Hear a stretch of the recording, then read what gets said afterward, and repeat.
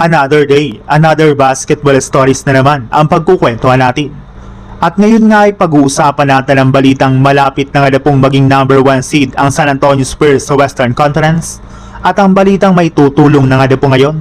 sa Los Angeles Lakers. Dahil nga po sa pagkatalo ng OKC Thunder sa kanilang game kanina laban sa Detroit Pistons, ay hindi na nga po sila ang maituturing na best team ngayong season since naungusan na nga po sila ng Pistons sa pagkakaroon ng best record sa buong NBA. Bukod rin nga po dyan ay nagdedelikado rin naman nga po ang ating defending champions na maagawan sila ng San Antonio Spurs sa kanilang pwesto sa first seed sa standings ng West. Para nga po sa inyong kaalaman, bagsak na nga po sa 45 wins at 15 losses ang kanilang record, kung saan 2 games na lang naman nga po ang kalamangan nila sa ika-second seed na San Antonio Spurs na siyang itinuturing na pinakamainit na team ngayong season sa pagkakapanalo nga po nito sa kanilang last 10 games. Hindi nga po kagaya sa OKC Thunder,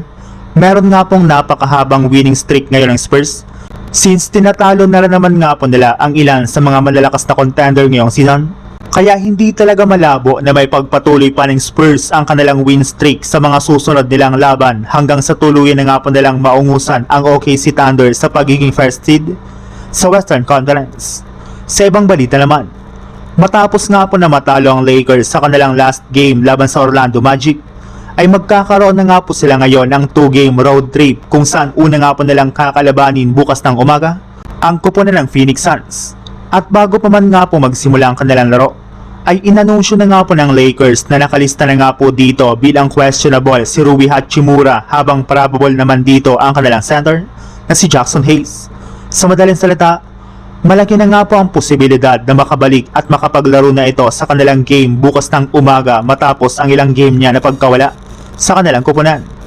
Habang pagdating naman nga po sa team ng Phoenix Suns, hindi nga po dito makakapaglaro ang kanilang mga players na sina Devin Booker, Haywood Highsmith,